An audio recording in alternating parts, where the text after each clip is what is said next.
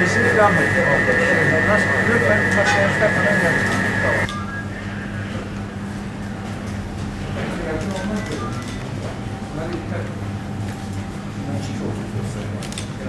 İşte ya kaldıracaksın ya da işaretleme yapıyorsun. Anladım. Tamam. İşaret kaldıracak. İki sandalye kalkacak. Sadece iki şahıs.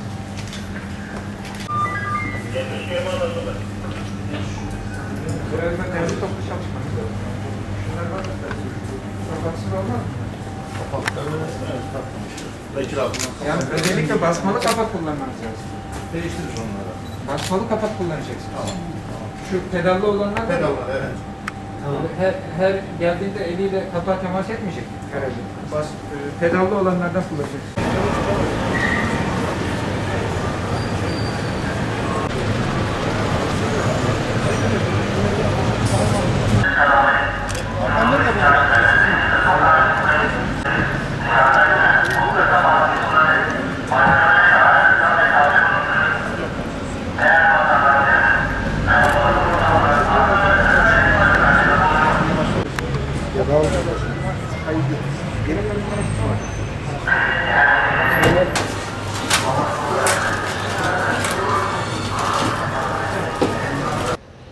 Biz denetim faaliyetlerine yoğun olarak devam ediyoruz. 500'ün üzerinde ekibimiz var. İlimiz çapında denetim ekiplerimiz var. Polisimiz, jandarmamız ayrı ekiplerle yine denetimlerine devam ediyor. Fakat iş sadece denetimle olmuyor. Eğer vatandaşlar olarak biz gerekli duyarlılığı göstermezsek, kurallara uyum konusunda hala bazı konularda ihmalkar davranırsak maalesef bu hastalığı yakın zamanda atlatamayız, bu salgını. Malatya'daki kritik süreç halen devam ediyor. Buradan vatandaşlarımıza duyurmak istiyorum. Lütfen sosyal hayatınızdan biraz fedakarlık edin. Gereksiz yere sokağa çıkmayın. Özellikle gençler, çocuklar gereksiz yere sokaklarda, caddelerde dolaşmasın, kalabalık ortamlara girmesin. Çünkü kalabalık ortamlar gerçekten büyük risk içeriyor. Hastalığın bulaşma riski şu zamanlarda çok yüksek. Her sokakta dolaşma bizim için risk ve onu sokaktan aldığımız virüsü aileye götürerek ailemizde çok üzücü sonuçlara yol açabiliyor. Bunun neticesi acı olabiliyor. Kaybettiğimiz vatandaşlarımıza gerçekten çok üzülüyoruz, hayatını kaybedenlere. Biraz önce bir esnaf kardeşimiz, esnaf arkadaşlarından vefat edenler olduğunu söyledi. Tedbirlerin daha sıkı alınmasını istedi. Ama bu tedbirlerin başı vatandaşın kendi başına aldığı. Herkes kendi polisi, kendi jandarması kendisi olacak. Herkes kendisini koruyacak. Çünkü sosyal hayatta da temelli bir kısıtlama mümkün değil. Bazı faaliyetlerin devam etmesi gerekiyor. Ama bu faaliyetler devam ederken lütfen vatandaşlarımız işlerini görür görmez evlerine gitsinler. Evlerine gitme konusunda acele etsinler. Ortalık yerde boş yere dolaşanları görünce üzülüyorum. Maske konusunda önemli bir mesafe aldık. Maskeye takma konusunda vatandaşlarımız önemli bir uyum gösterdiler. Ancak sadece maskeyle bitmiyor. Özellikle sosyal mesafenin korunması, bunun içinde kalabalık ortamlar oluşmaması, vatandaşlarımızın yemek yediği, dinlendiği yerlerde, kafelerde, çay ocaklarında otururken lütfen mesafeli oturması ve ihtiyacını giderdikten sonra orada çayını içtikten sonra veya kahvaltısını yaptıktan sonra derhal oradan ayrılması, uzun süre bir ortamda oturmak, maskesiz olarak oturmak çok büyük risk. Çünkü karşınızdaki insanda bu hastalığın olup olmadığını bilmiyorsunuz. Semptom göstermeyen çok sayıda insan var sokakta dolaşan şu anda. Onlardan kendimizi korumak, ailemizi korumak, canımızı korumak için bu hususlara dikkat etmemiz lazım. Hepinizin bildiği gibi hastanelerimizde de önemli bir yoğunluk var. Vatandaşlarımız pandemi polikliniğinin önünde uzun kuyruklar oluşturuyor. Yani hastaneye düşmeden önce lütfen bu konularda duyarlılık gösterelim. Bu konularda duyarlılık gösterirsek maske, mesafe, hijyen konusunda ve diğer konularda duyarlılık gösterirsek hastaneye düşmeyiz, hastane kapılarında beklemeyiz ve yakınlarımızı kaybederek üzülmeyiz. Ve tüm vatandaşlarımıza, duyarlılık gösteren vatandaşlarımıza teşekkür ediyorum.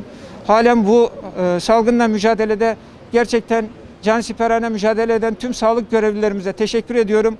Onların mücadelesi bizim hayat mücadelemizdir. Onlara lütfen yardımcı olalım, anlayışlı olalım. Denetim ekiplerimize yardımcı olalım. Bu arkadaşlarımız da gece gündüz 24 saat görev yapıyor. Polisimiz, jandarmamız.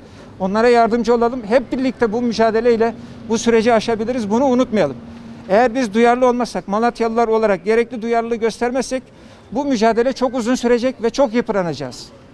Ve esnafımız, iş yerlerimiz belki ileride kapanmak zorunda kalacak. Lütfen bu duruma düşmeyelim ve sağlık teşkilatımız da, sağlık olanaklarımız da zor duruma düşmesin. Hep birlikte bunu başarabiliriz, buna inanıyoruz. Bu duyarlılık belli bir noktada oluştu ama daha çok şeye ihtiyacımız var. Özellikle burada son olarak bir uyarı yapmak istiyorum. Lütfen bu aile ziyaretlerini, yemek davetlerini, bir araya gelmeleri bir müddet kesinlikle keselim. Çünkü hastalığın en fazla aile temaslarından, arkadaş, komşu temaslarından yayıldığını görüyoruz. 65 yaş üzeri ve nüfusta olan kitlemizi yine kronik hastalığı bulunan yakınlarımıza bu hastalığı bulaştırırsak çok üzücü sonuçlarla karşı karşıya kalırız. Bunu unutmayalım. Covid hastalarının hastane pandemi polikliniğinde muayene olan hastalarımızın evlerine nakilleriyle ilgili biz tedbir aldık. Tabii yoğunluk, çok yoğunluk olduğu zaman, hastane önünde yüzlerce insan biriktiği zaman bu konuda bazı sıkıntılarla karşılaşıyoruz. Ancak şu anda 10 araçlık ekibimiz var. Eğitim Araştırma Hastanesi'nin orada bu 10 araç, bu izole edilmiş, şoförün izole edildiği bir ortamda, aracı sürdüğü bir ortamda evlerine nakil amacıyla kullanılıyor. Lütfen toplu taşıma araçlarını kullanmasın vatandaşlarımız. Oradaki araçlardan yararlansınlar. Sağlık müdürümüzün de belki bu konuda söyleyeceği vardır. Kesinlikle şu ana kadar biz bilinen bir pozitif hastayı evine kendi imkanlarıyla veya toplu taşımayla hiçbir şekilde göndermedik. Semptomlu olup da bize başvurmuşsa, sonucu henüz belli olmamışsa bu tür hastaların muhtemelen kendi imkanlarıyla gittiğini biliyoruz ama kesinlikle bir pozitif hastayı biz kendi imkanlarına evine git demedik şimdiye kadar. Özellikle de belediyenin bu konudaki desteğinden sonra daha rahat çalışıyoruz şu an. Bir de izole olması gerekirken, karantina altında olması gerekirken ortalıkta dolaşan pozitif hastaları tespit ettiğimiz takdirde onları zorunlu olarak karantina altına alıyoruz. Şu anda kredi yurtlardan sağladığımız yurtlarda, ayırdığımız yurtlarda zorunlu karantinaya tabi tutuyoruz. Kimse bu muameleye maruz kalmaması için pozitif hastalar ve karantina altında olması gereken temaslı hastalar, temaslı kişiler mutlaka evlerinde kalsınlar, izole olsunlar. Eğer bu durumu saptarsak, yani izole olması gerekirken sokakta dolaştığını saptarsak bu tedbire başvurmak zorundayız. Şu anda da yurtlarımıza alıyoruz zaten. Ama bu duruma hiçbir vatandaşımızın düşmesini istemiyoruz. Lütfen pozitif olanlar ve temaslısı olanlar sağlık görevlilerimizin uyardığı vakit kadar evlerinde karantinada kalsınlar. Başkalarını canına kastetmeye, başkalarına hastalığı bulaştırmaya kimsenin hakkı yok. Hakkı bırakın, kul hakkına giriyorlar. Eğer başkalarına hastalığı bulaştırıp onun ölümüne sebebiyet veriyorlarsa o hakkı hiçbir şekilde ödeyemezler. Buna lütfen herkes dikkat etsin. Özellikle evinde karantina altında hastası olan kişiler de dışarıya çok çıkmamaya dikkat etsinler. Eğer acil bir ihtiyaçları varsa Vefa Sosyal Destek Gruplarının telefonlarını arasınlar, 112 arasınlar, 155 arasınlar, 156'yı arasınlar. Yine tüm vatandaşlarımızdan ricamız ve duyurularımızda da devamlı tekrarladığımız husus, eğer kurallar konusunda bir ihlal görüyorsanız lütfen bunu 155 ve 156 numaralı telefonlara bildirin. Çünkü sizin her bildirmediğiniz kural ihlali yarın sizin canınıza kastedecek bir tehdit haline gelebilir. Şu anda 10 civarında diye tahmin ediyorum. Ama bu süreç içerisinde bu sayı artacaktır. Bu zorunlu karantina uygulaması da elzem bir husus. Eğer biz zorunlu karantina altına almazsak bu şahısları ortalıkta dolaşıp başkalarının sağlığını tehdit eden şahısları gözlem altında tutmazsak bu toplum sağlığı açısından çok büyük risk. Bunu yapacağız. Bunu kesinlikle yapacağız. Ve orada kalanlardan, zorla karantina altına alınanlardan orada ettiğimiz masrafları da geri alacağız. Bunu açıklıkla söylüyorum. Caydırıcı olup olmadığını tahsil makbuzları gittiğinde maliye tarafından gönderilen görürler. Şu anda tahsilata geçildi. Bu kesilen cezaların tamamı tahsil edilecek. Yani maske takmamaktan 900 Türk lirası ceza uygulanıyor. Sosyal mesafeye uymayanların 3180 lira para cezası alınıyor. Yine kurallara uymayan esnaf, iş yeri sahiplerinden aynı şekilde idari para cezası ve kapattıklarımız oluyor. Bu kapatma cezasını kesinlikle uygulayacağız. Yerel düzeyde, mahalle düzeyinde bunu uygulamaya gideceğiz.